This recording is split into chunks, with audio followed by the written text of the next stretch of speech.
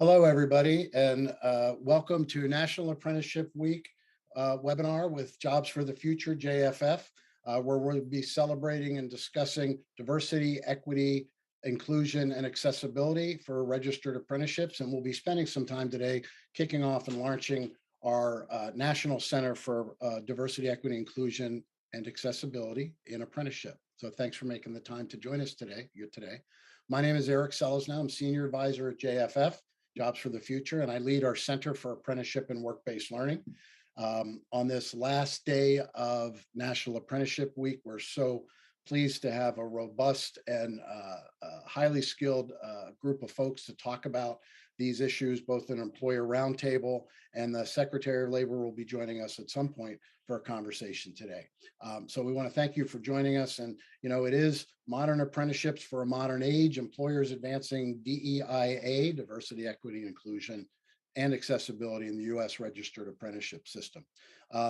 As you may or may not know, we want to start off by thanking the Department of Labor for allowing us to join them with a cooperative agreement for the next 4 years, where we will operate a National Center of Excellence for Diversity, Equity, Inclusion. I'm just going to say DEIA from now on, if that's okay with folks. And we're going to start this project has begun over the last few months. We're just getting started, and this is our launch on National Apprenticeship Week.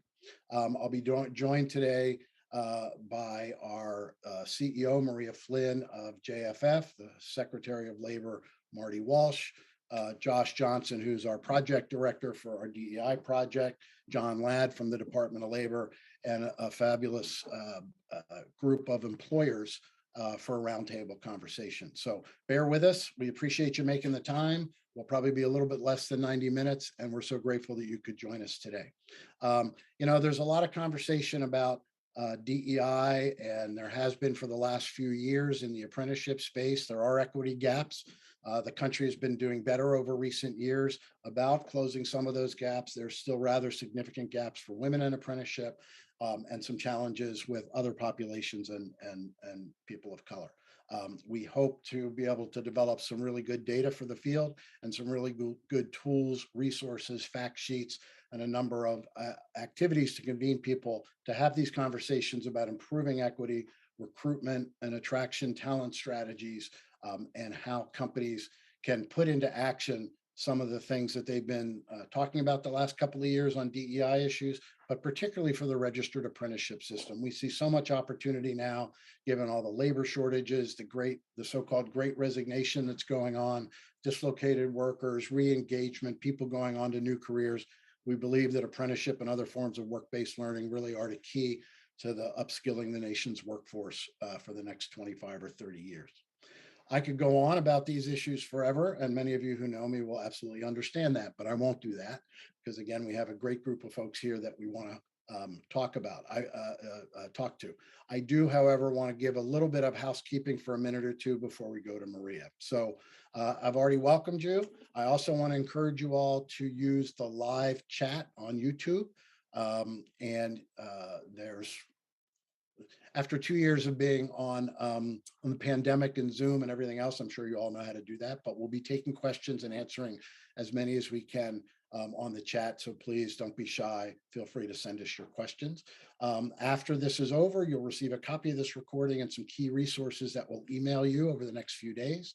We really want to thank DOL for their partnership and their confidence in JFF. JFF's worked with DOL off and on for the last 25 years, if not more, on various projects. So we're thrilled to have their confidence on this DEI project. It's a North Star of JFF. So we think we're the right group to help lead this, and we're really grateful of that opportunity for DOL's support.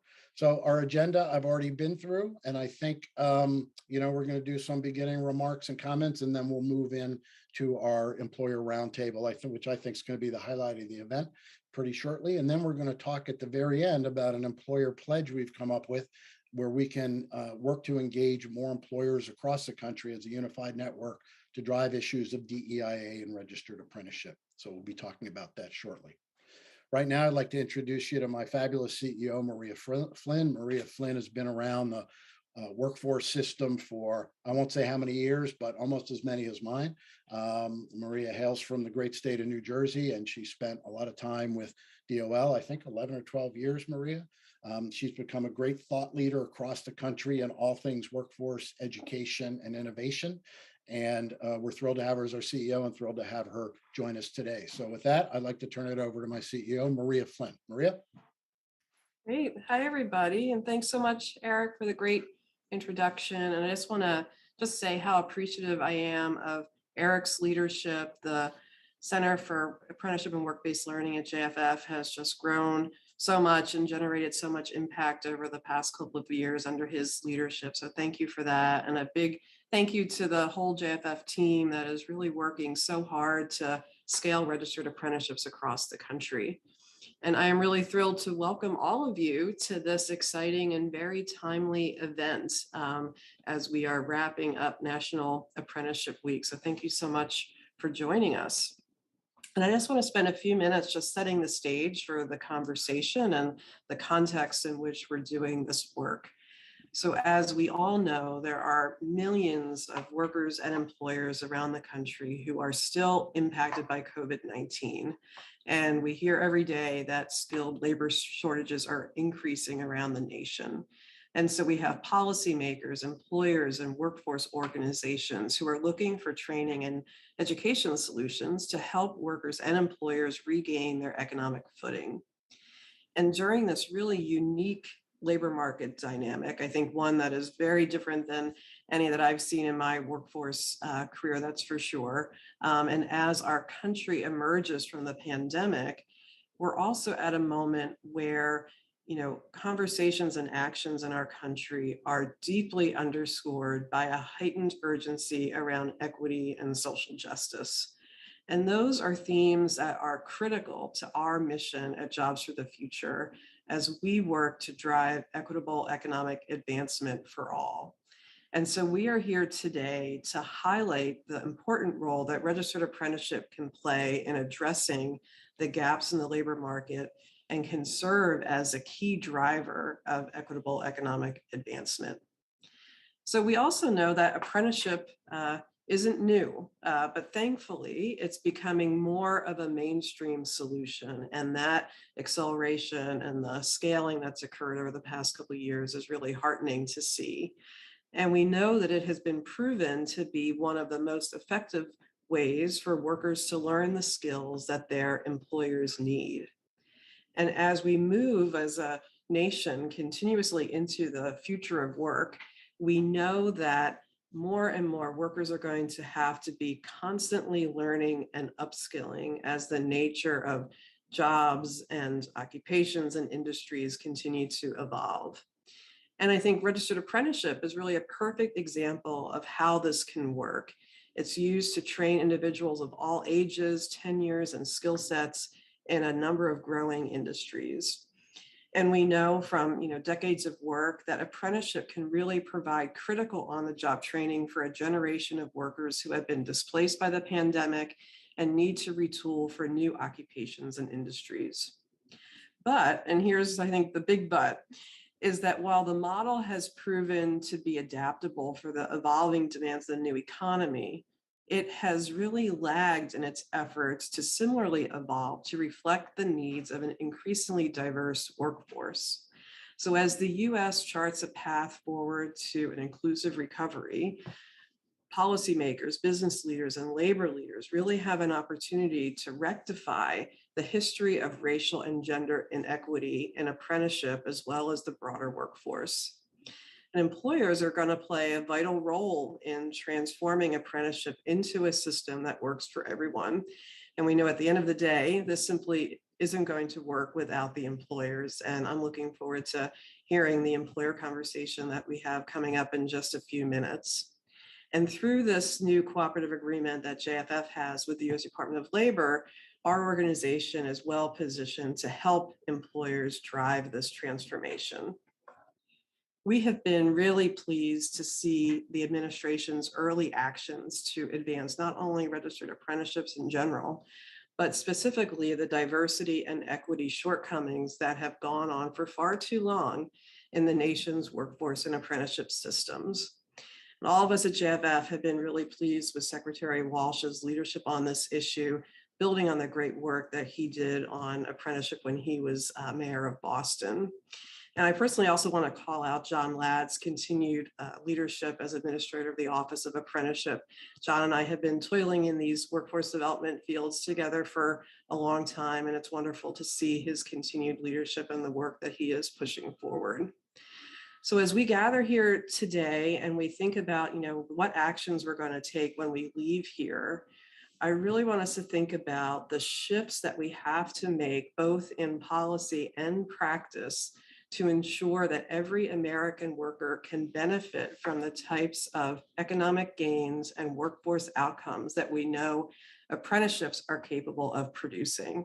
So we have important work to do. We have just the right people at the table to get it done, and I'm looking forward to the conversation. You're going to be hearing from John Ladd later today, but first I am thrilled to introduce Secretary Marty Walsh. JFF has been headquartered in Boston for almost 40 years, and I'm actually joining you from Boston today. And we're so fortunate to have Secretary Walsh as our mayor for almost 7 years before he made the move to DC earlier this year. And before coming to JFF, I actually spent almost 15 years at the US Department of Labor. And it is truly a special place tasked with doing such critical work and an amazing team that works there. And I couldn't be more thrilled that President Biden chose such a wonderful leader to move the department forward. So Secretary Walsh, thank you so much for joining us today. Thank you for your continued leadership around apprenticeship and around the transformation of our nation's workforce overall. And we're really looking forward to your remarks. Hello, this is Labor Secretary Marty Walsh. As Mayor of Boston, I had the pleasure of working with JFF on several occasions. I'm thrilled to continue this partnership as Labor Secretary. And today, I'm excited to celebrate the launch of JFF's Registered Apprenticeship Technical Assistance Center of Excellence for Diversity and Inclusion. It's a powerful vehicle for an inclusive economy, and that's our goal in the Biden-Harris administration. With President Biden's leadership, we have entered into a historic economic recovery.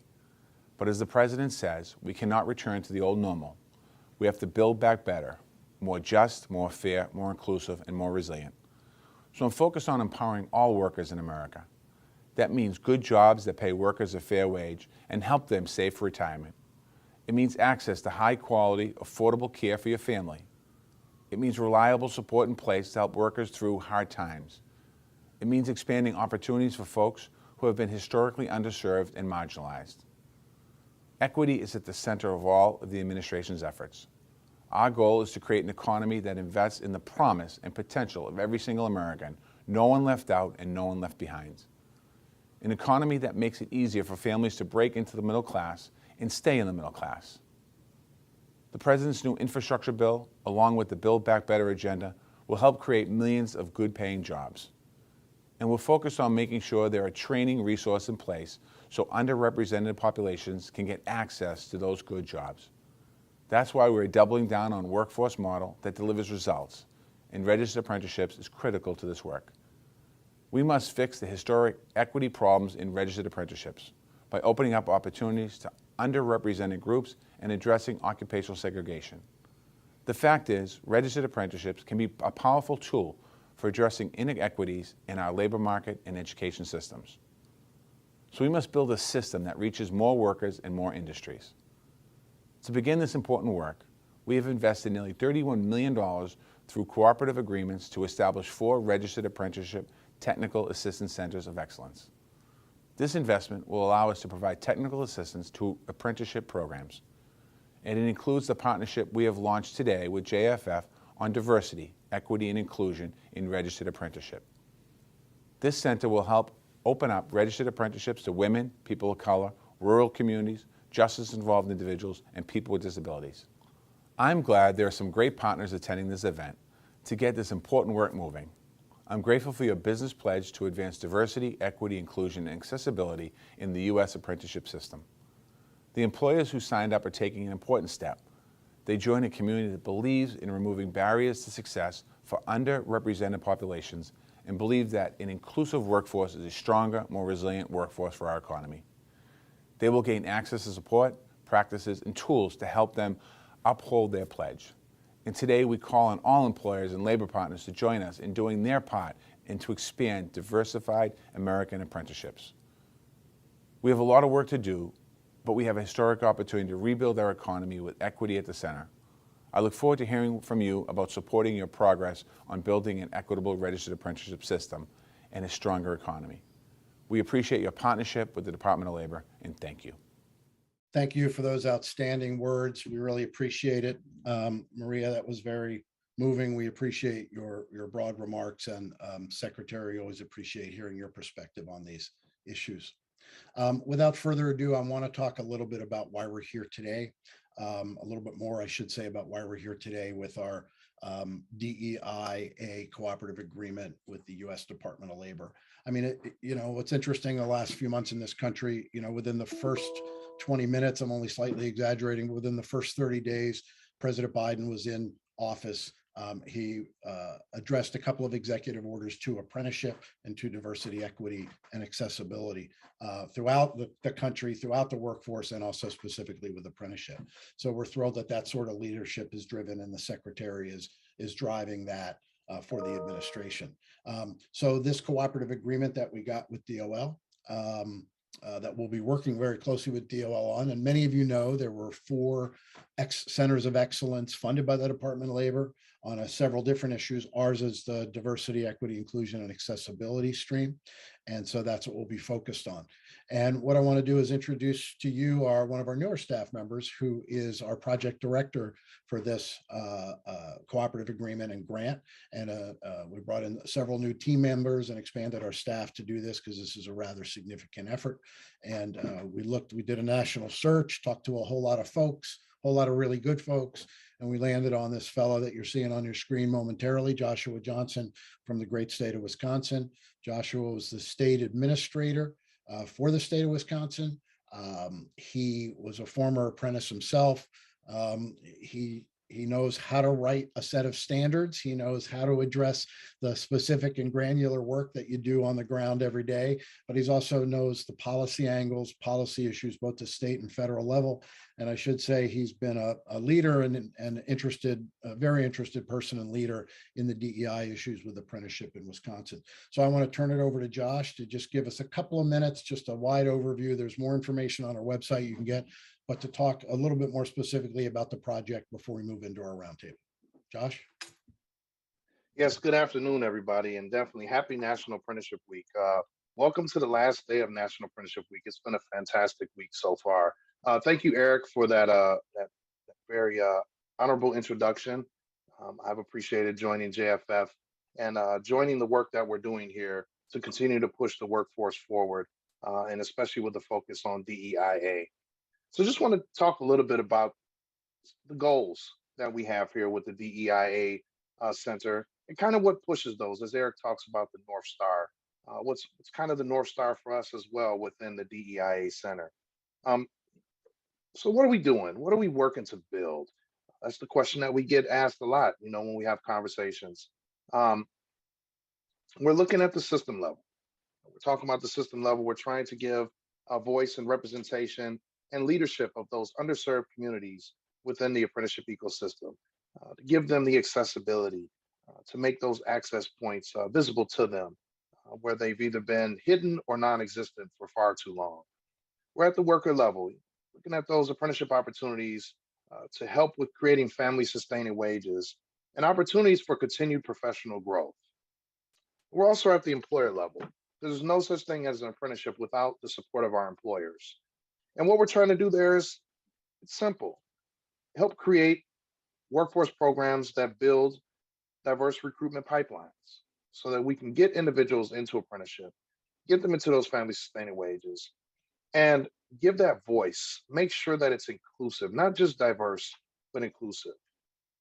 And how we're going to achieve those things are really simple. There's kind of 4 goals that we've spelled out.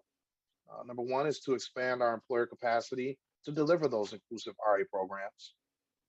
Number 2, engaging new training providers in RA and expanding our existing pre-apprenticeship programs to fill that diverse recruitment pipeline that I spoke about. Three, we're looking to broker and build new partnerships across a wide range of stakeholders and CBOs, folks who've never been engaged with registered apprenticeship before, really starting to have the conversation with them and helping them, having us help them continue to push this work forward. And lastly, we want to drive growth through demand, educate and inform the supply side, let them know that these opportunities exist, grow those partnerships, and provide that high quality technical assistance, which we hope will result in commitments and action on DEI. Now, how are we going to achieve these goals? Well, big shout out to our 9 partners who are joining us in this effort. Definitely big shout out to USDOL because they are hand in hand with us to achieve these goals, and we appreciate the partnership with DOL as well as those 9 partners in advancing these goals. And we're really excited to have conversations with employers to talk about how we can achieve those goals. And as Eric alluded to at the end of this event today, we'll be talking about the DEIA pledge, which I think is going to change the atmosphere and the thinking of our employers across the country as it comes to DEIA. We want to create that network, a strong DEIA network in apprenticeship. So we want to uplift those who are starting to do this work, starting to get into the DEIA atmosphere in their company. We also want to celebrate those who are already doing the work. And for those who have found a way to do it very well, we want to bring them into the conversation to help us influence the rest of the employers across the nation. We see how vitally important the DEIA work is to creating a robust and diverse, and most importantly, inclusive registered apprenticeship workforce. And we're happy for you to join us today. Thank you, Josh. Appreciate those remarks and want to refer folks back to our website. We'll post it at various times, but jff.org/apprenticeship. There's more information on this project and a range of work that we're doing. So by all means, check out our website. We'll be also sending out some resources. Josh spoke about the critical need of our partners in this work, and we do have 9 other partners on this project. And just briefly, I want to say we work very hard to find a range of partners who are connected with the communities that we're trying to access to. So Unidos US, 110, Intelligent Partnerships, the Apprenticeship School in Newport News, South Carolina Technical College System. I know I'm forgetting some, but I'll get them all in before the end of today. But we've really tried to, the Rutgers Institute for the Center for Minority Serving Institutions and HBCUs. And Josh made reference to folks who haven't been involved in it before. And while some MSIs and HBCUs, historically Black colleges and universities, are engaged in apprenticeship, it's only a handful. And so we would like to spread that throughout the post-secondary system at all levels. So we have a number of partners on this project, and they're going to help make sure that we do this work. It's really hard for one group to do it, and we've got to be connected to the organizations and the people and the practices and the principles that folks can respond to in the communities in which they live and work.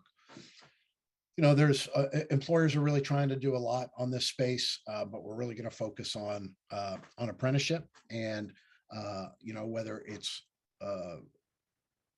upskilling incumbent workers. Is there a good process and an unbiased process to advance your internal workers? With new workers coming in, are you doing the recruitment? Are you being intentional and purposeful about your recruitment out in the communities? Many employers try to do their best on that, but they don't know all the resources and actions in which they can reach a diverse population of folks. I think there's a lot of employers out there who want to do the right thing. They want to reflect the communities in which they work and live themselves. Some do. And most do, I think. And I think it's really important to reflect what's going on in the communities in which they serve. And look, while the DOL project has outlined 5 groups that we're going to focus on, which are women, gender issues, people of color, rural communities, people with criminal records or contact with the justice system, and people with disabilities, there's a range of other people in our community and our society that haven't had fair access to a lot of things, including apprenticeship opportunities. So, we want to put the word out and keep ourselves open to including new communities, talking to new groups, learning as we're doing this. Because well, look, and you all have been in apprenticeship, you know, we've been talking about this for the last 5 or 6 years since the system has been transforming since 2015. And we're talking about it. But finally, there's a major financial commitment and a major personal commitment from the leadership in the U.S. government and from organizations like ours. So it's, you know, enough talk about what we're doing with this and how to create not only the diversity, but the equity. And one of our speakers yesterday, Andreas, talked about, I'm going to steal his line, sorry, and I'm going to get it wrong, but basically he says, you know, diversity are the ingredients, right? But equity is how you mix that up and allow, I've got this wrong, but the equity piece is how do you provide upward mobility? How do you provide a wage pathway to increase wages? How do you create pathways into management for all workers and providing those opportunities for groups that have never had them before? So lots of things we could say about that, but I'm going to leave that to our excellent employer panel to do that.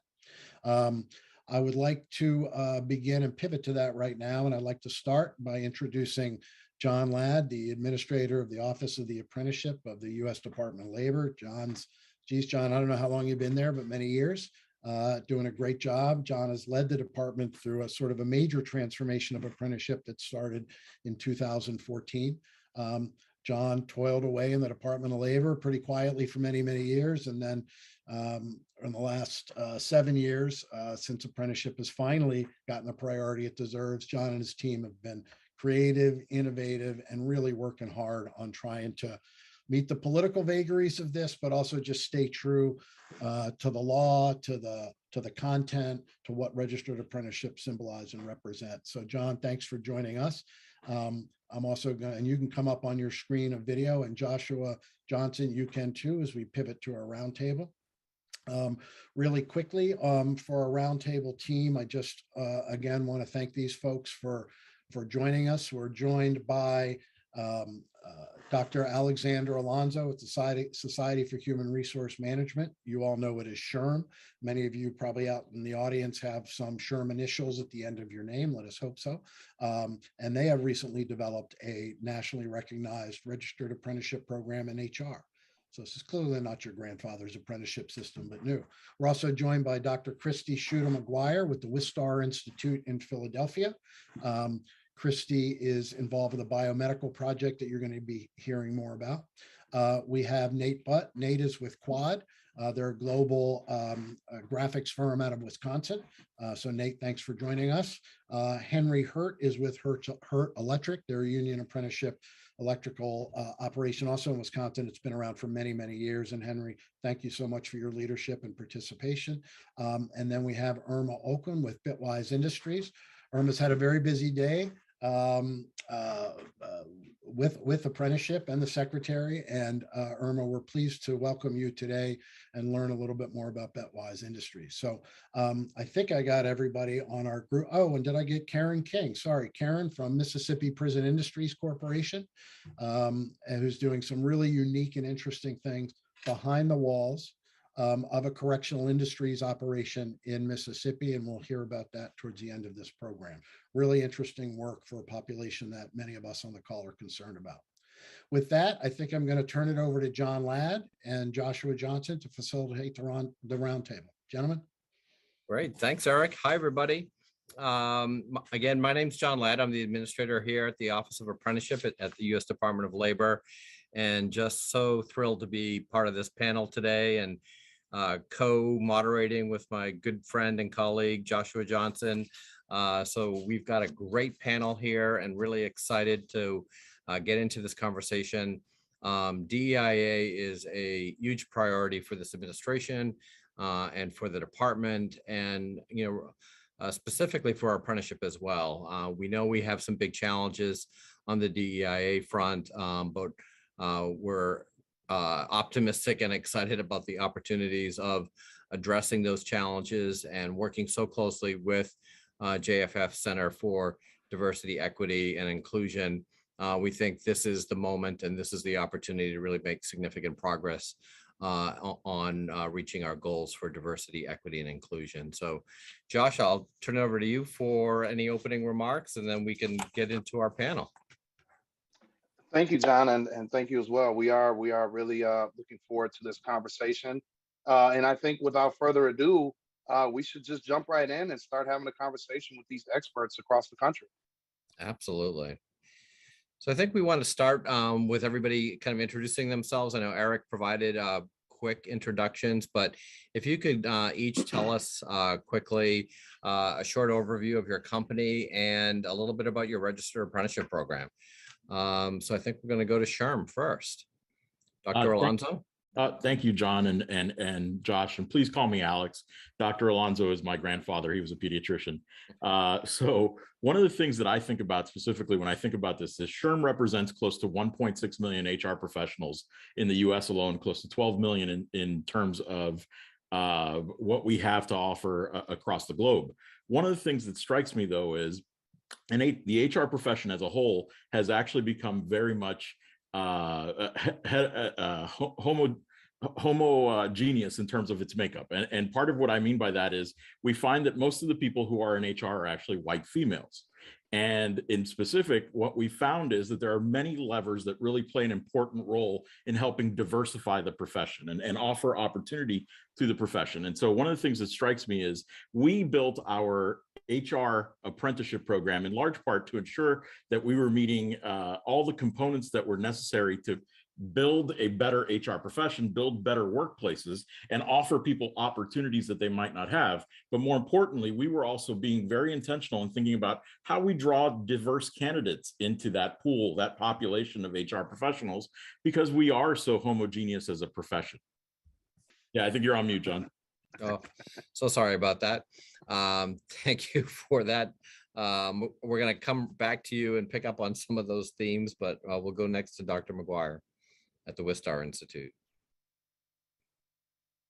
Thanks, John. The Wistar Institute is our nation's first biomedical research institute, but we also offer a pipeline of education and training programs for high school students through postdoctoral fellows, with our signature programs being our biomedical technician training pre-apprenticeship program and our biomedical research technician apprenticeship, which was registered in 2017. Great, great. Josh, you want to take the next couple introductions? Yeah, definitely. Let's go to a good friend of mine for the past few years, Henry Hurt, president and owner of Hurt Electric. Good afternoon. Thanks for having us. Hurt Electric is a 25-year-old company. I've been in the industry for 42 years.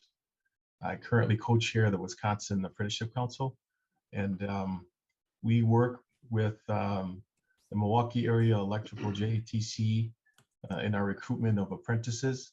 I am just coming off of an 8-year run as the chairman of that committee.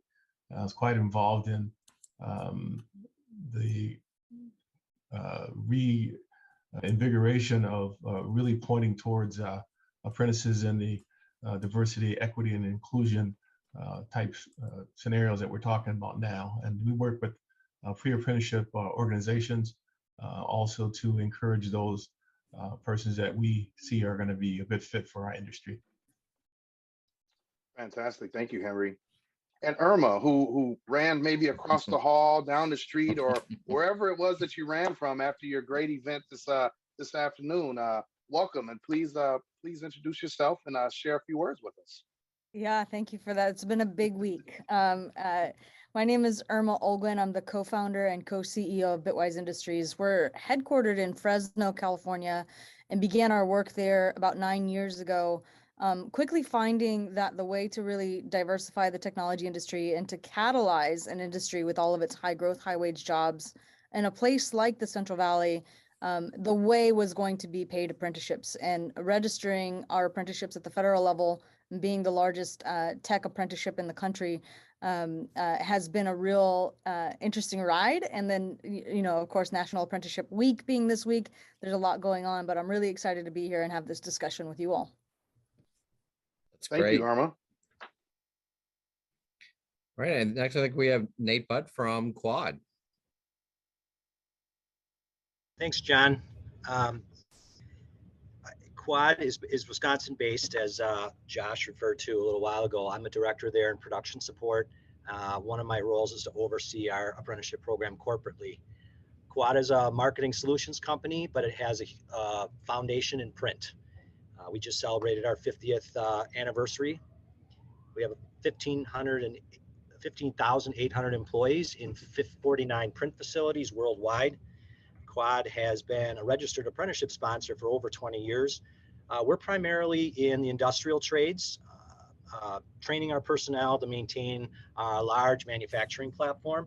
Although we are in discussions, we have a childcare benefit with our company, and we're looking at the early childcare apprenticeship as well now. So that should bring us into a new area of people. So I was happy to advise that group on kind of getting started.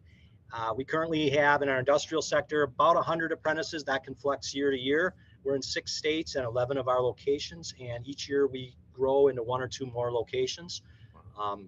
So we continue to use apprenticeship as our model to develop our future workforce. Thank you. Great, thank you. Karen King from Mississippi Prison Industries. Good afternoon, and thank y'all for having me. We are Mississippi Prison Industries was created through legislation in 1990, so we've been around a while in our industries, and we have shops inside of the prisons already teaching people skills. But our apprenticeship is just going to take the classroom skills. We'll bring classroom skills to these men and women. Of course, we have a very diverse group of people that we work with, so finding people is not a problem. I don't have issues with recruiting people at all. So we are the first organization in Mississippi to have a registered apprenticeship in the correctional system. So we're quite proud of that. We have started our first welding program in Central Mississippi, correctional facility in the central area of Mississippi, and we will be launching another welding apprenticeship program in North Mississippi, our state penitentiary at Parchman, by the end of the year. So we're really excited about the program and giving these people an opportunity. Great, thank you so much for that. So Alex, I will come back to you. You really sit in a unique position, given that you work with many companies across many industries. Can you talk a little bit about how talent recruitment has been a concern for the companies and employers that you work with? Absolutely. And it's interesting because you referenced some of our research power, and we represent close to 1 million enterprises. And over the course of those 1 million enterprises, or working with those enterprises, what we found is about 41% of American workers indicate that they are on the verge of jumping to another employer or looking for another career. So they're in the process of seeking another career. The other thing that we know from our pool of employers is that their vacancy rates are, for the first time in almost 80 years, above 10% in terms of how many jobs or roles within their organizations are open or vacant.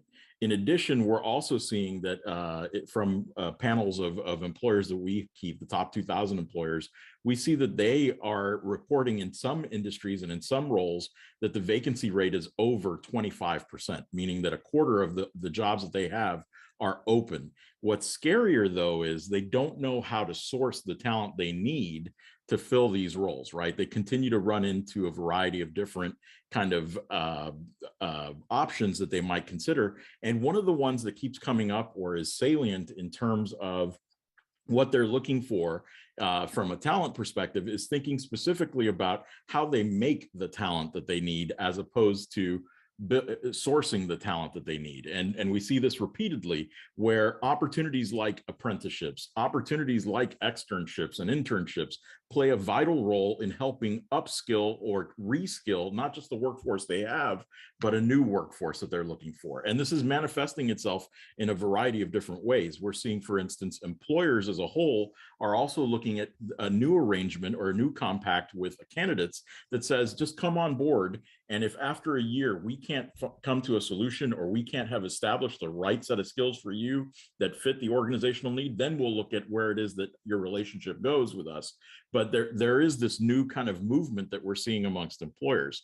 And so these trends really speak to the need for practical application and workplace application kind of selection and recruitment through apprenticeships and programs like that. That's great, Alex. I have a quick follow-up question to that. You made some really good points when you're talking about your employers. We know the word apprenticeship has been synonymous with construction and manufacturing since its inception, right? Mhm. What has the response been from your employers when they hear about SHRM creating a national apprenticeship program and the supports that may be there? Well, not to be too glib, but many of them are thanking God. No, especially as it relates to the HR profession as a whole. Many are actually grateful for it, in large part because the HR profession has insights into the value of an apprenticeship, and many HR professionals would actually benefit from or really understand the benefit of being able to take a sample of someone's work and gather information on how they build the skill sets that are broader than just the technical skill sets, right?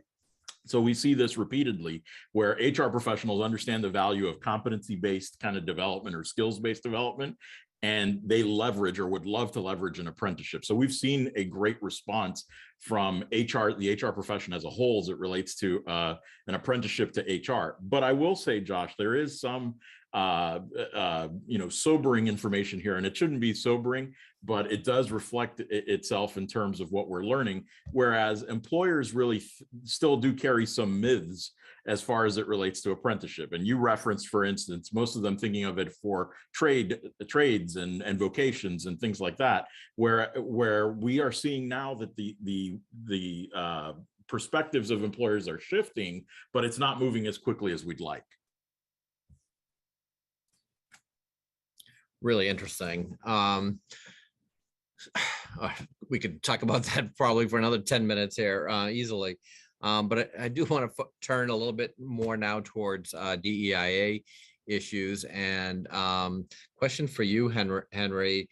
We talked a lot about talent recruitment, but can you talk about how diversity, equity, inclusion, and access fits into that into your talent recruitment needs?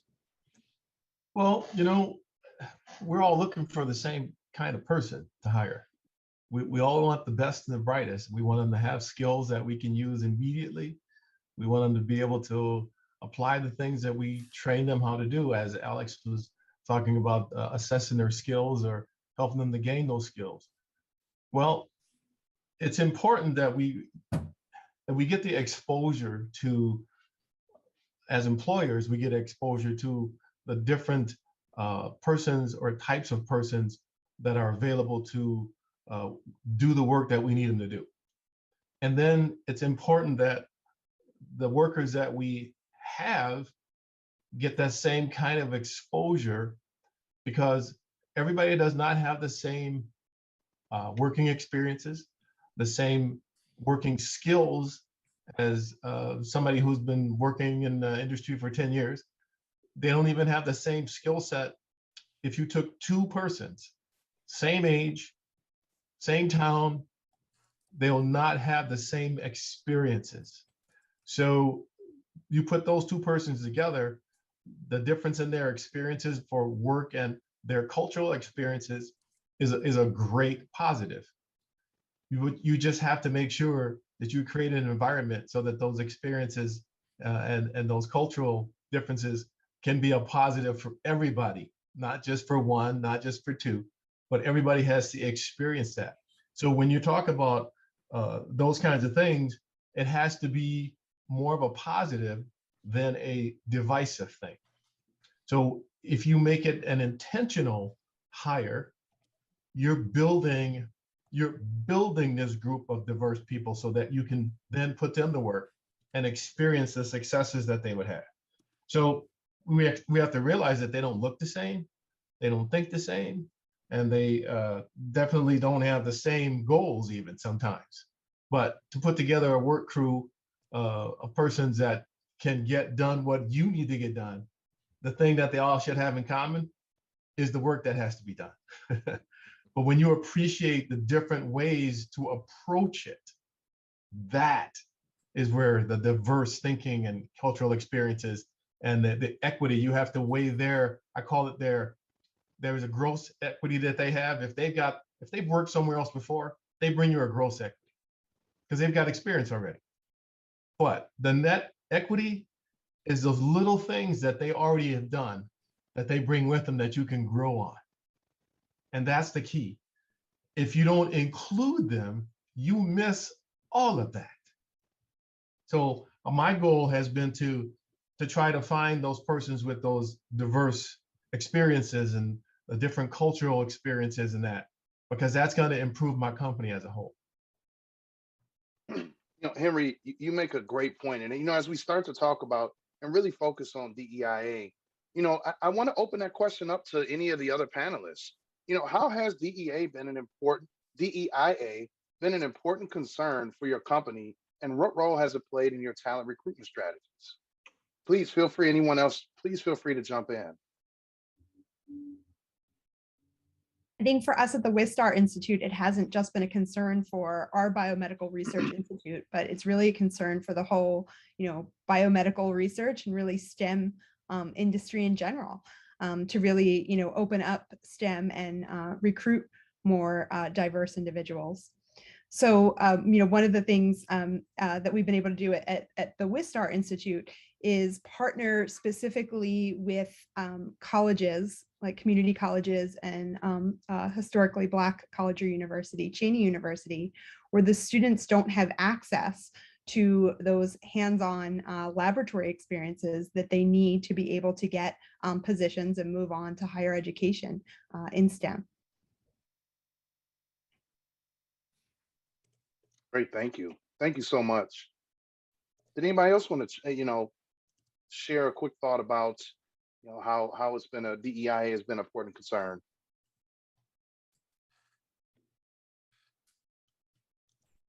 Well, Josh, I'll jump in here just to provide some data here, and maybe this will help percolate. But one of the things that we've learned is that organizations as a whole have indicated that they've made DEI and a priority, or more of a priority than it was prior to 2020, right? 2020 certainly was a watershed moment. What we've learned, though, is only about 2% of organizations feel like they've gotten it right.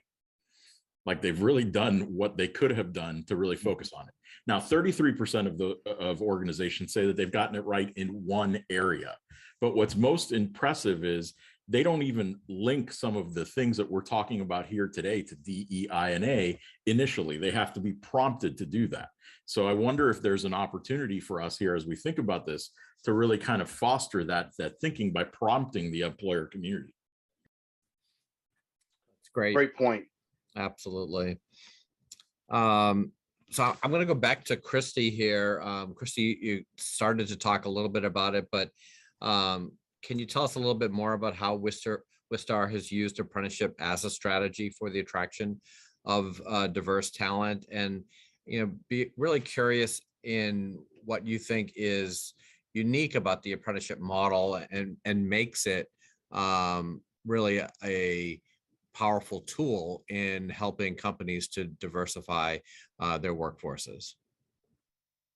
Thanks, John. So sure, as I said, in order to get those first positions in biomedical research or biotechnology or the biopharmaceutical industry, students need to gain hands-on laboratory experience.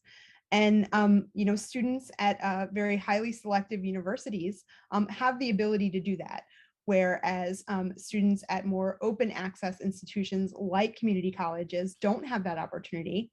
And furthermore, students from a lower socioeconomic status don't have the opportunity to take advantages of unpaid internships and externships. So one of the things that we've been able to do is in our pre-apprenticeship program, we've even been able to have funding to support participants. So, that really helps us level the playing field and let underrepresented students take advantage of these workforce development opportunities that we know that they need to enter the workforce. That's great. That's great. Great points. I think increasingly there is that growing awareness that unpaid internships really create a lot of barriers to equity, and the apprenticeship can really be seen as a powerful counter action to that particular approach. But it's obviously something that's very widespread throughout a lot of industries, and particularly in the tech industry. So I know Josh has the next question queued up here for Irma. Yeah, no, that's a great segue into it. That was a great question to ask, because this next question, I think Irma's gonna. In fact, I don't think I know she's gonna knock it out of the park. Irma, why should other businesses take a more intentional approach, a very serious and intentional approach to DEIA in their apprenticeship programs?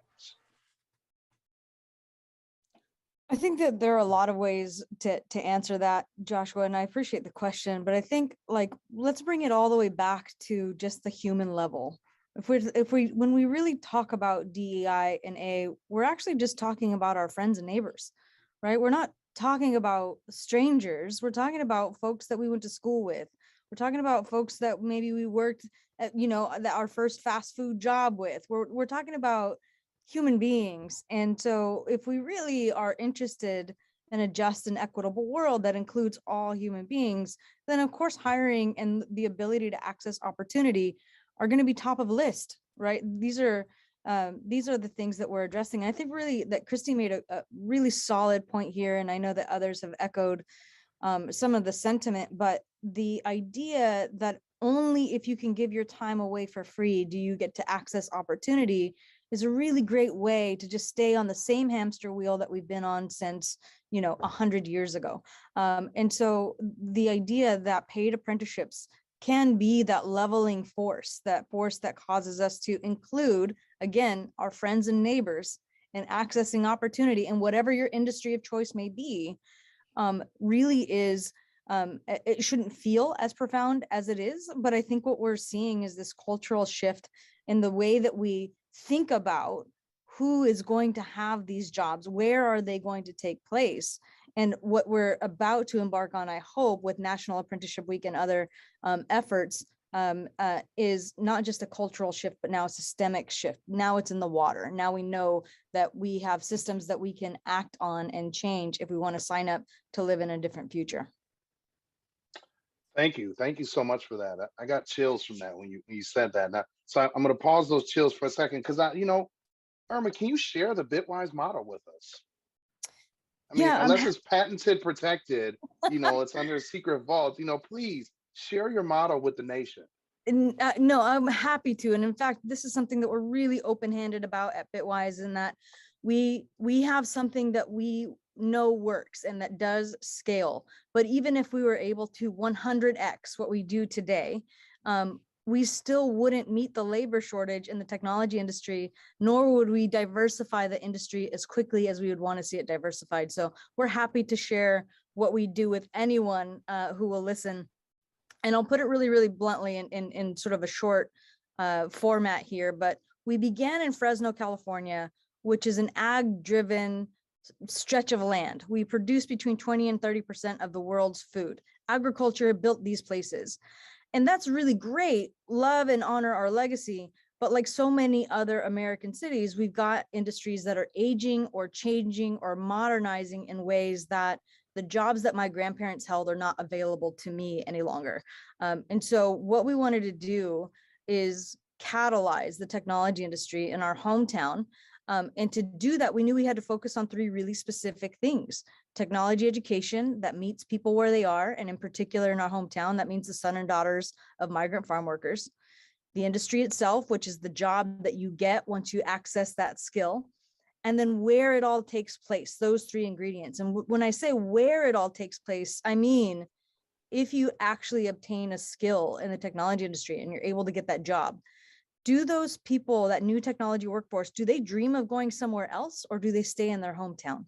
And so when you take those three things together, that becomes Bitwise Industries. 90% of the folks who come through our programs literally stay at home. They stay in their hometowns. They go from earning less than $20,000 a year to 3 and 4xing, earning $60,000+ a year in the technology industry. And we are creating a representative technology workforce in the places that we serve. In Fresno, that means training up over 5,000 folks, 50% female, 50% minority, 20% first generation. Those demographics match the demographics of Fresno County.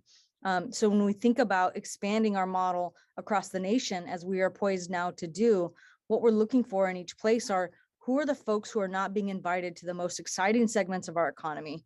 How can we get them as quickly as possible into the technology industry? And we know that that means that as quickly as possible, how can they earn a wage? And then how do we make sure that they don't believe that they have to leave their hometowns in order to live their highest and best lives? So that's what we're looking for as we think about our national expansion strategy. Technology, again, is our chosen industry, but those folks here who are representing other industries, I think the notes are the same in the work that we're doing. How do you train this talent? How do you get them jobs? How do you keep them at home? Thank you so much. That was great. And you know, as I said, I got chills when you first talked about dealing with human beings. And I think that is a perfect segue for Karen. I was questioning Karen as we talk about Mississippi Prison Industries Corporation. You know, we're talking about human beings, our neighbors, our former neighbors, our soon-to-be neighbors, those individuals in our community. So I'd love to throw this question out to you, Karen. When you think about the work that you're doing with Mississippi Prison Industries, you know, have there been any challenges in getting that up and going, up and moving in the right direction, and also getting employers to understand and recognize the skills that these men and women may be learning that will be transferable when they're released? When you're talking about going inside the prison, inside the walls, there's a lot of security issues. There's who can teach, who can go out, background checks, things like that. So there are a lot of obstacles, and we've run into a lot of them. But we celebrate every victory. Every time we just celebrate the victories and keep chugging along. So, but we have a very diverse population in the prison industries. In Mississippi, the population full of Black males is 63%, with the white males that are incarcerated is 35%. And on the other hand, the white women that are in prison are 60% versus 37% of Black females. Mississippi Prison, we are very proud of our workforce, and actually we have up to 22% of our workforce. We have 400 incarcerated individuals. We call them incarcerated workers that are working for us, and 22% of those are actually women in our industries, when actually only 7.5% is the entire population of the prison is women. But we have started a welding program. Mississippi is huge on manufacturing. One of our major industries is manufacturing. So we wanted to start a welding program to give them skills. And not only do we teach them skills, we also teach them life skills that they didn't get at a younger age. Or before they went to prison. So we're making them, when you start talking about human beings, I love that part, because we're making them whole again as human beings.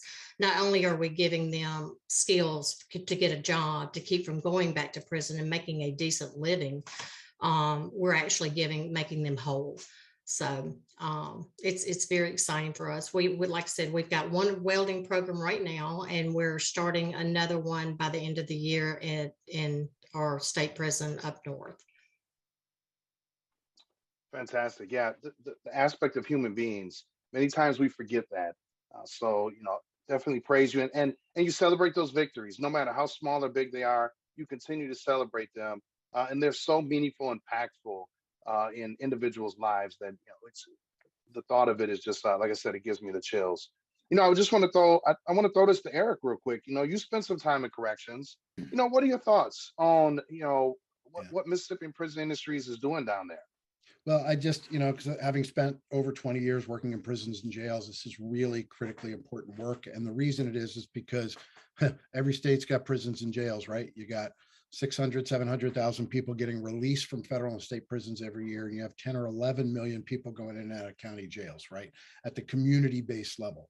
And I used to be involved in correctional industries, and they are private sector concerns governed by federal law and state regs and state law that have real jobs at real wages doing real work in the correction system. And so, it's only a small slice of the population that can access those.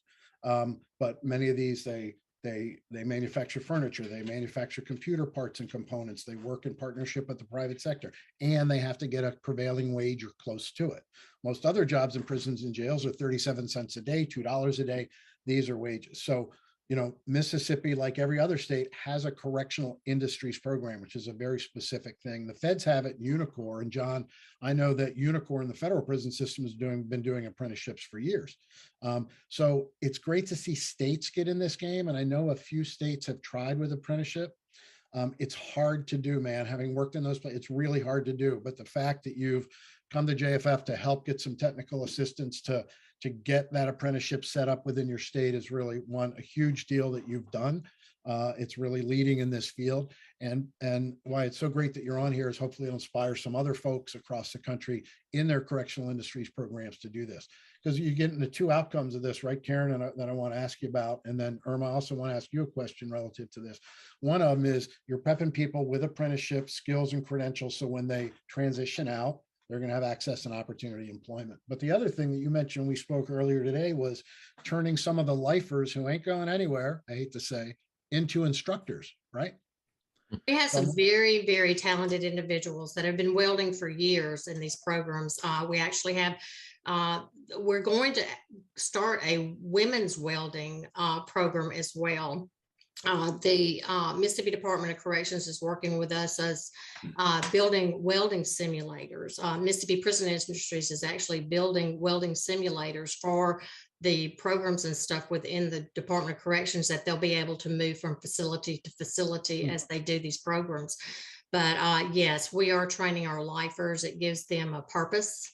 And they're not going anywhere, so we don't have to retrain instructors either. So it's a win-win for all of us. Right. Well, look, there's a lot of stereotypes that float around in our ether, and the stereotype of Mississippi Corrections is in there too. But I have to tell you, you're really bringing a bright star and a bright spot to Mississippi Department of Corrections. But if I can indulge John and Josh just for a second, because I want to go back to Irma for a second.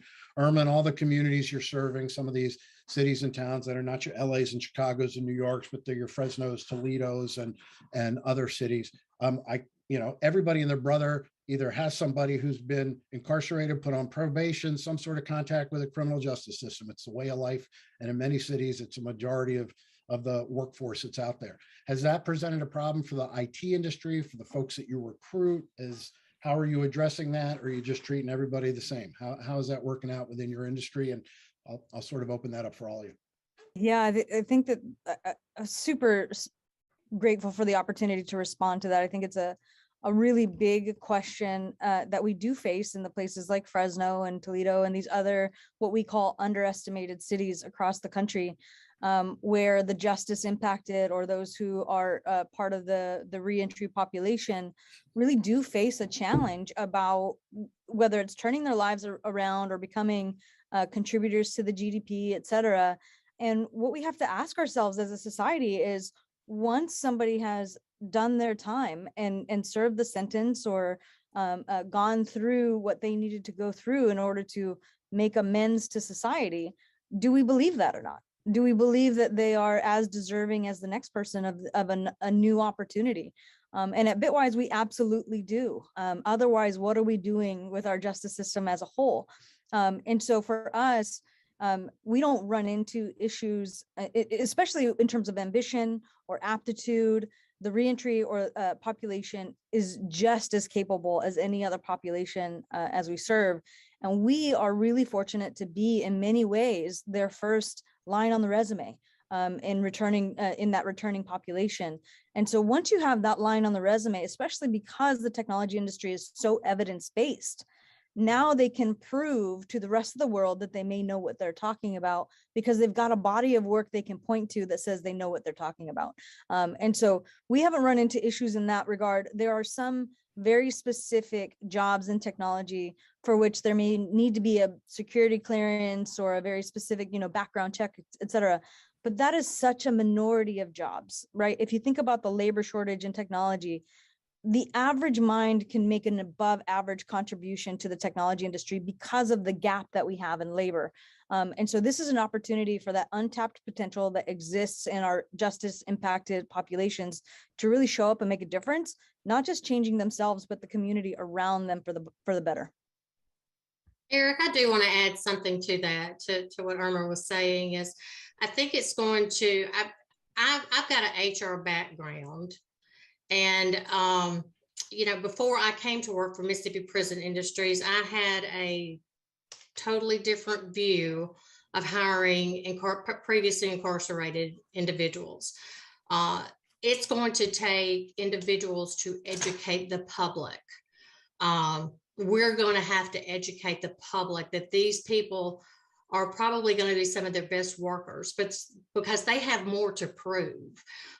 We have employers that we work with now that are people that are getting out and they're begging us for people. There's such labor shortages that they're begging us for incarcerated people because they know they've gone through the Mississippi Prison Industries courses and all of our programs and stuff. So they know they're qualified to come in.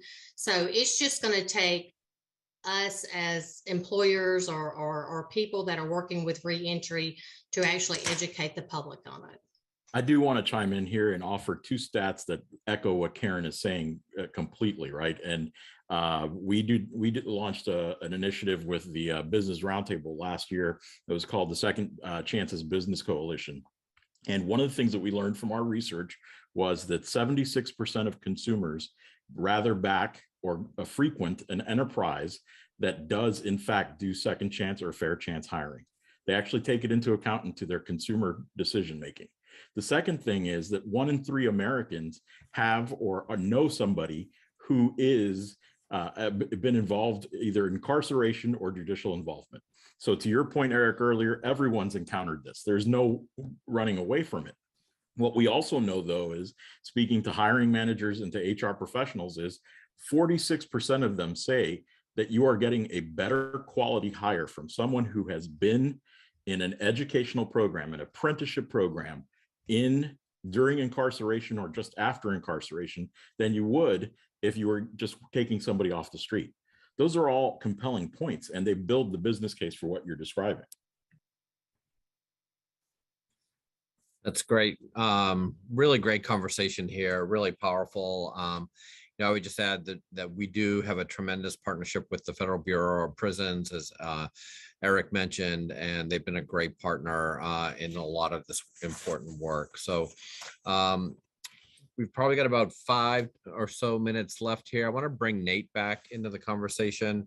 Nate, I think we all know you can't have an apprenticeship without an employer, but that doesn't mean employers need to go it alone. And as we strive to build more inclusive and accessible workplaces, we know that partnerships, particularly with local community-based organizations and others, are critically important, working with workforce system, the education system.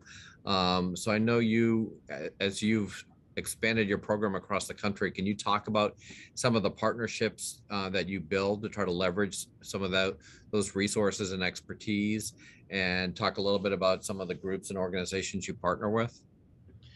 Yeah, thanks, John. Boy, I couldn't talk, when I think about partnerships and the history we've had here, and particularly in Wisconsin, and then when I left Wisconsin to launch programs in our other company locations, the tech schools have been just, particularly in Wisconsin, but there are some other states that are doing really, really well. I can just tell over the past years that I've been working with this, they're stepping up to the plate more and more and trying to accommodate what, apprenticeship courses that we need and partner with us.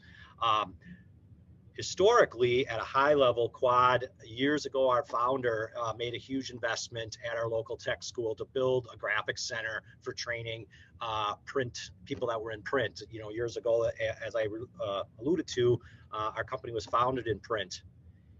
Our current CEO and Joel and son of Harry, you know, invested as well recently in the integrative manufacturing center right at that same school. And so today our apprentices are in school. There's room for high school kids, anybody that wants to get an education that is in demand in manufacturing, automation. It's there. And I was just through the school the other day, hadn't been there in a couple of years. We're going back into the schools, and the expansion and the amount of growth, thankfully, that they've been able to respond to industry has been awesome here locally.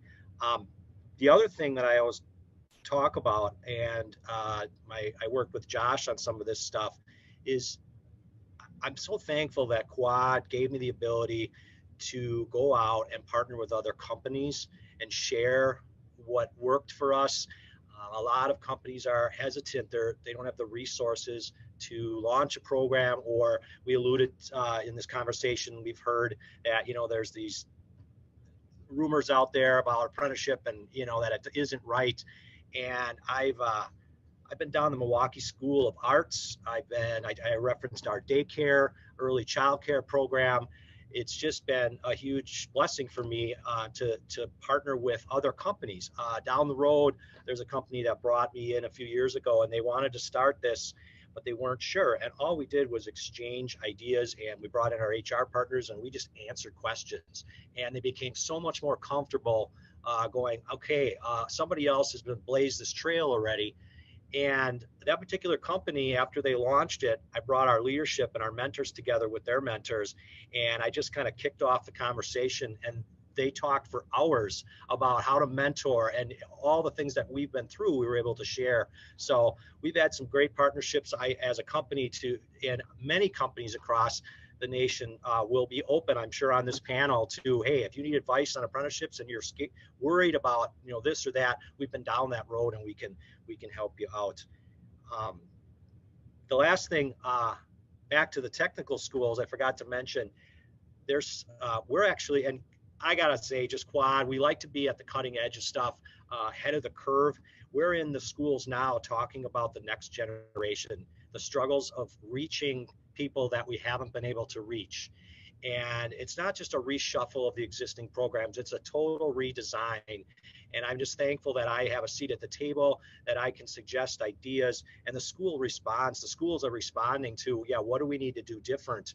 And it's been just beginning some of those discussions, but when they let industry go, this is what we need, and this is what we're facing, and then we work at a solution together. It's been really awesome experience so far. I really look forward to creating some programs that don't exist today, that anybody can come into with a shorter commitment to, you know, test the waters. Apprenticeship is a big commitment for somebody to come into. So we'll find an area where they can kind of dip their toes in a little bit, try a few areas, and then really, when they know the one that they want, they can say, I'm going to make that 2-year commitment, 3-year, 4-year, 5-year commitment, you know, sign that agreement and really jump in and be and perform. And so coming up with those types of programs, pre-apprenticeship stuff, has just been phenomenal for us.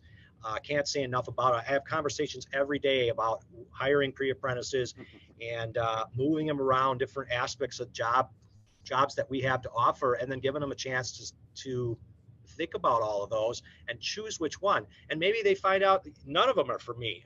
Manufacturing, I got recommended, but it's not for me, and that's okay too. You know, so just having that pre-apprenticeship space to explore some things for younger people that just aren't familiar with the trades. I end up talking about it all the time with different people from different perspectives, or people that went to college and came out and are in a field that they are making money, but it's not really what they want to do. We get an opportunity to come in and explore some things as well, and they often change direction. And apprenticeship has just been the center of all of that training. So, You know, it's just a quick follow-up, Nate. You know, in our conversation the other day, and I've known you for many years as well, great work that Quad has done in Wisconsin, being a true leader in a registered apprenticeship. We talked about the other day partnerships with organizations that are like non-traditional partnerships that you've had. You talked about the Tech College, but there was an organization in the Milwaukee area that you recently partnered with. Could you just briefly talk about that and what was the impetus of that partnership and kind of what was the result of that? Yeah. So when we started looking at Quad, started looking at our initiatives in DEIA, we went into the communities and we talked to civic organization, community organizations, churches in the communities where we wanted to. We want our workforce, Eric alluded to this, our workforce to reflect the communities that we live in. And Wisconsin based, we're very close to Milwaukee. And we have a lot of plants, a lot of job openings, needs very close to Milwaukee. And one of the groups that out of those discussions that we found and partnered with is Running Rebels. And that's a group that they're career oriented. They provide career oriented training and transportation to get individuals that want to work and have transportation out to where we have opportunities. They've been a great partner for us, and that's one of the success stories that we've had. And I actually been introduced to them, a few months ago, and really look forward to some of the work I do in the skilled trades, tapping into their resources and enhancing our apprenticeship and our diversity in our apprenticeship as well. So I'm growing and learning every day, and these panels are just enlightening for me, and hearing what everybody else is doing, and I look forward to continuing to partner with JFF on best practices. Thank you. Yeah, that's great, Nate. I wanted you to bring that up because that shows the reaching out to partners that you would have never thought of before to address those issues and those barriers that are brought up every day in the workforce, right? When we talk about transportation and accessibility to the jobs. Yep. I just want to throw it real briefly around, to the panel. Anybody else have they want to real briefly talk about, 20 seconds, 30 seconds about how your organization has built those partnerships, maybe with non-traditional organizations or partners that you normally would not, or I won't say normally, but that your industry may not have thought about tying into. Josh, I'll go again. I just wanted to echo what Nate said about pre-apprenticeships really giving people the opportunity to step, put their toe in before they commit, and that's really great. Again, at Wistar, we partnered with the Community College of Philadelphia for one of the reasons that Irma said, to find potential employees who wanted to stay in Philadelphia and who looked like the demographics of the city of Philadelphia. And I really do think that your choice of partners, right, reflects who you're going to have in your apprenticeship programs. And then the other thing I really wanted to give a plug for is the group apprenticeship model. So, at Wistar, we're, a sponsor of our registered apprenticeship. We're also a training provider and an employer, but we are a small or medium-sized biotech nonprofit. So we partner with other employers, and that really makes a difference for small companies who can't support their own program to become part of a group apprenticeship. So for medium and larger size companies, to not just be doing an apprenticeship for their own company, but to really be doing it in a group model to benefit the industry as a whole. And to Christy's point, I'll jump in here real quick. We actually use that same model, which is the group apprenticeship, but we incentivize employers that are part of our local chapters to do it. And so part of their financial standing with the organization or with SHRM as a whole is based upon their ability to focus on these things. And I have one quick question here, and then John's going to close us out. Henry, I got to throw it back to you real quick. As someone who's been around for so long in industry, I know it sounds kind of bad, but we're good friends, Henry. Been around for so long in apprenticeship. How does an intentional approach to DEIA impact industry, not just you as an employer, but how does it impact your industry? Your industry is construction, right? When we think about construction, how does it impact it? How does it impact your committee? One of my favorite committees in Wisconsin, the Milwaukee Area Joint Apprenticeship Training Committee. How does it affect that, those intentional DEIA efforts? Well, everybody on the committee then is thinking about how do we draw those persons to fill the goals that we have. And we constantly talk about where we're reaching out to, and are we being successful at doing that? But it has to be an intentional approach. Otherwise, it will not work. And if it's intentional, it becomes a priority.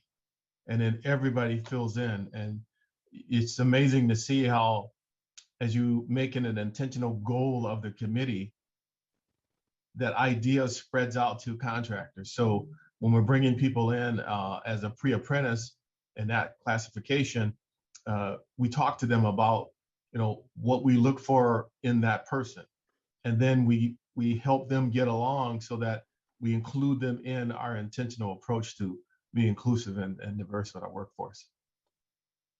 Thank you for that. I appreciate that. We know that those DEI efforts are only going to make industry better, right? You got construction, we got SHRM, we have biotech, we have IT, we have advanced manufacturing. Everybody's fighting for the same folks. But being intentional with your efforts is just going to make industry better. It's going to bring that talent into your industry. So thank you so much for that, Henry. Well, great conversation here. We're going to end on a bit of a lightning round. So we're going to ask if folks can give us a 20 or 30-second closing with, one best practice, one DEIA best practice, one DEIA piece of advice that you'd want to share with the audience. That would be great, and a great way to close things out today. So why don't we go in reverse order of the introductions, and we'll start with Karen. Well, like I had stated before, we don't have a lot of issues with diversity, and our group of people are recruiting, but we just look at all of them as humans that are wanting a second chance and that are wanting to move ahead in life. So that's the approach we take, is if they're willing, we will give them the skills to be successful. It's a great message. Great message. Thank you. Nate? I would say focus on creating a workspace where employees feel welcome, safe, and comfortable. And I'll share a quick story. When we launched our youth apprenticeship program a few years back, because they were younger, we put a shirt on them that said Youth Apprentice on the back. And so everybody would identify who they were, so we could keep an eye on them, because it was nervous. These are high school kids. And when we started our new employee hire 0 to 60 days of employment, we kind of transferred that t-shirt to them. And on the back, you're aware that they're in this program. And so everybody in the organization knows this is a brand new employee. And we all remember what it was like to be a brand new employee, to not know anybody, to not, to be new. You don't even know where all the bathrooms are, where to go. And so it just is something that we use to kind of say, when I walk in the cafe and somebody's sitting there alone and they're wearing one of these shirts, I can go up to them and just say hello and make them feel welcome, because they're new, they're lost, they're probably figuring some things out. Do I really want to stay here? And those relationships just really help, making them feel comfortable, welcome, and of course safe. So great. Irma? I want to give two maybe quick tips or best practices. First one is, if you're thinking about the outcome and making sure that your resulting workforce is representative, who is invited through the front door is going to determine that to begin with, right? And so those partnerships that you create, the populations that you reach, the folks who are exposed to the pre-apprenticeship program, et cetera, will result in ultimately that new workforce in your given industry. And then sort of piggybacking on that is that workforce is likely, I think what we're all endeavoring to do is making sure that new workforce is more representative than it was before. And so what we run into, and maybe just a tip for other folks who maybe are entering into the space, is it's an overwhelming number of people who will self-select out, believing that that opportunity is not for them.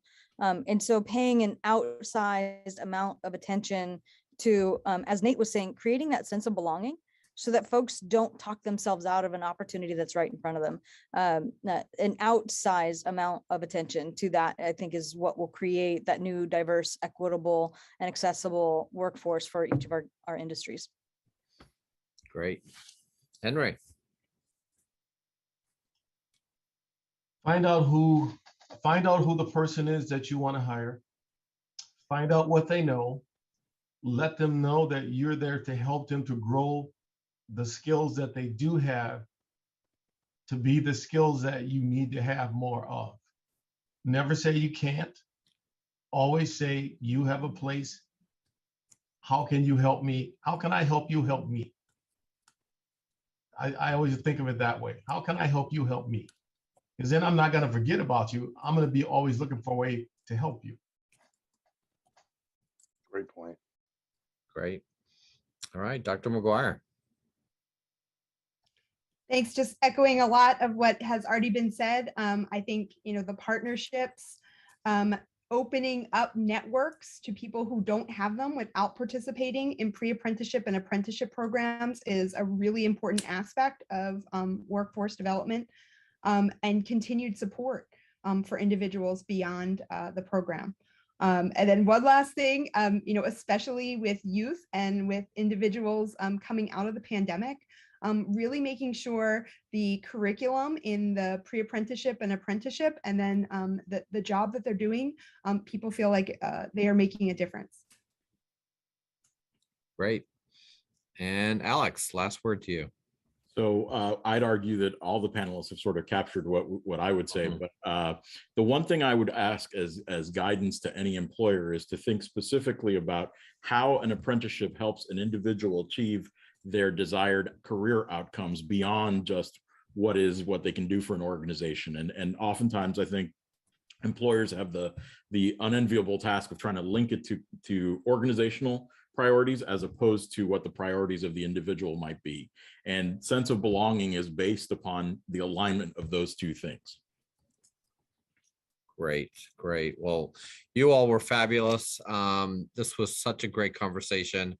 I learned a lot here today, and feel like it's going to be incredibly helpful, particularly as the department continues working with JFF on this important effort and expands the center and provides more and more services and expertise and best practices to the national apprenticeship system. So really excited about the discussion today and the ideas that were brought forth, and just very excited about the opportunities moving forward. I'll turn it back to you, Josh, for the final word. I agree, John. This has been not only truly a passionate discussion, but very enlightening.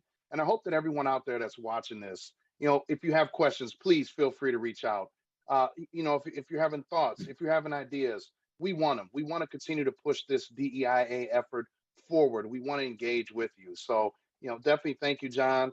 Thank you for your continued leadership at the Office of Apprenticeship as across the country.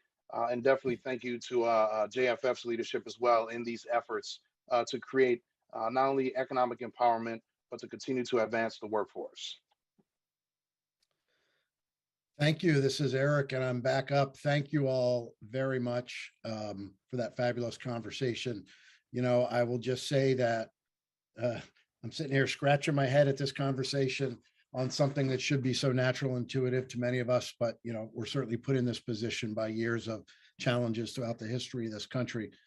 You shouldn't have to make an intentional and purposeful effort to provide access and opportunity to the promise of apprenticeship for all people. But unfortunately, I think the way life is dealt, we have to do that. And there's some great examples from all of you who have you work in your communities, how you try to reflect your communities, how you try to just give access and opportunity to folks who wouldn't ordinarily have it. So I just want to thank you all for that work. So thank you, roundtable participants. If you would kindly hit your camera button to go off, we're going to pivot to the next section of this agenda. But Alex with SHRM, Katie with Wistar, Karen with Mississippi Corrections, Irma with Bitwise, Henry with Herd Electric, John and Josh, thank you so much. So, Josh, I need you back on for this next part. And what we're going to do is talk a little. There you are, Josh. Thank you. I just want to sort of move our conversation away from that very interesting conversation and talk just for a couple of minutes about something that we're announcing today and we'll make available at the end of today, if not already available. And that is something called an employer pledge. Like DOL has asked us to engage hundreds of employers across the country in the principles, practices, and policies for DEIA and apprenticeship. There's a huge effort around the country. There's businesses everywhere. You look at some of the web pages of some major corporations, even minor corporations, and you're seeing a major commitment to diversity and inclusion from a lot of employers in the workforce. But DOL has asked us to engage even more employers and even more stakeholders, and even more folks in this effort over the next 4 years. And again, with all of us rowing in the same direction, we should be able to make some progress on this issue. But what that is how do we engage employers? We know in apprenticeship, employers lead the way. Employers should be help setting our agenda with skills and competencies, with crafting high quality programs. And honestly, we think they should be helpful in advancing DE&I strategies in their communities. So we have developed a sort of a gentle employer pledge or employer commitment that will be posted on our website. It's an electronic format, so you can send it around to the employers. If there are employers on the line, you can look at it and respond to it electronically, and it'll come directly back to us. But when we've been thinking about this, Josh, we've been thinking about how do we create a pledge that isn't too onerous for employers, but sets the stage for employers to sign on and engage in these DEI principles. So we've created sort of a cover sheet that explains the issue and the challenges and gaps, equity gaps and diversity gaps in apprenticeship. And then we've developed with that a complimentary pledge, if you will, from employers to say that they agree with a certain set of policies, principles, and practices on DEIA, that if they're welcome to receive technical assistance and support and information from JFF, DOL, and others to help support their efforts at DEI, that we're going to sort of lift up some of their best and promising practices over the next 4 years to the field. And really it goes over probably about 4 or 5 points of critical importance for signing on to the DEI. It's not going to commit an employer to like fill out their taxes differently or create a number of bureaucratic challenges, but it really is just a pledge and a commitment of heart and intent to use diversity strategies in the recruitment, attraction, development of apprentices. And more importantly, which we always talk about, is the equity side, which is, okay, great, you got diversity, but you got to have equity in wages, you got to have equity and opportunities to advance. It has to be much more than just just diversity. And so we've put together this pledge. We'll be launching it today, and it'll be up for a while, and you can just click on it, complete it. It'll take probably about 5 or 6 minutes to complete, and then we'll follow up seeing any sort of support or assistance we can provide through JFF. Josh, I know it's a little bit risky to put this commitment out to employers, but we think it's a reasonable idea to get employers thinking about this. Any words you have to say to any of our employers or stakeholders on the line who'd like to get a little bit more engaged in this pledge and this commitment? Definitely. And Eric, you're being very modest about the pledge and about what it truly can do and what we want to do with those employers who decide to make this commitment with us. Right? This isn't something we're just throwing out there and you're going to sign it and you're just kind of off on your own and just figuring it out. We're going to be right there with you between USDOL, JFF, and our 9 partners that are engaged in this work. We're going to be right there with you to take these efforts to the next level. As an employer, as I said earlier in our broadcast today, we're not looking to just have those individuals who are doing great work in DEIA. We're looking for all employers.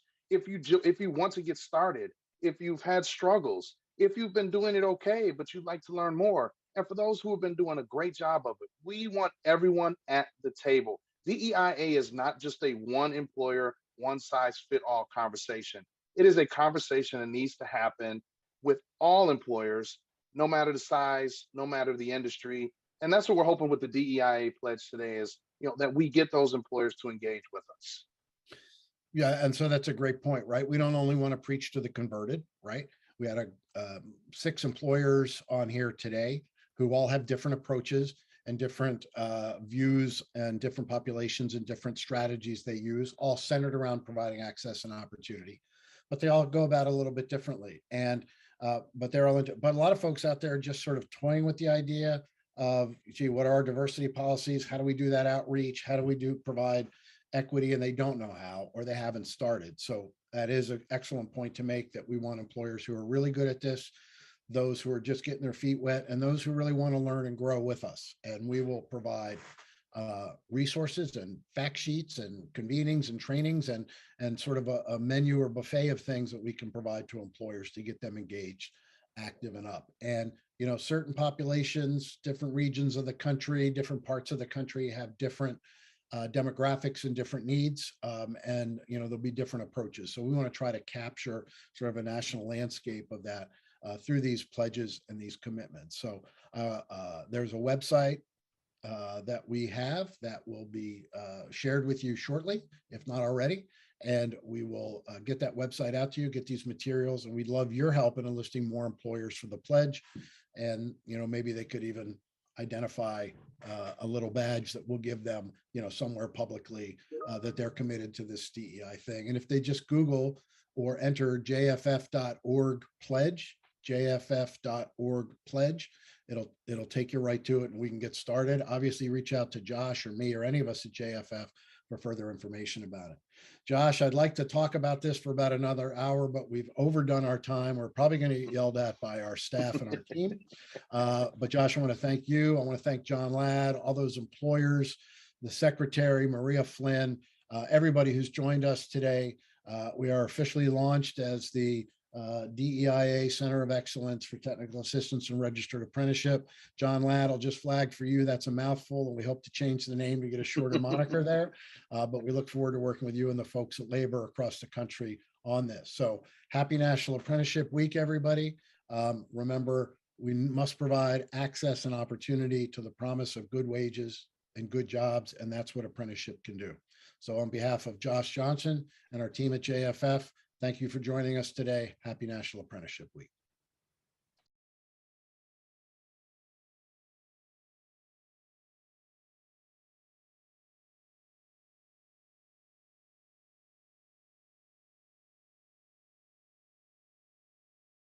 Infrastructure bill with the roads, the bridges, the EV charging stations, the jobs that will be created by the need for all of the infrastructure, but also in Build Back Better, which is really going to make a difference in people's lives and kind of level the playing field with the economic opportunity.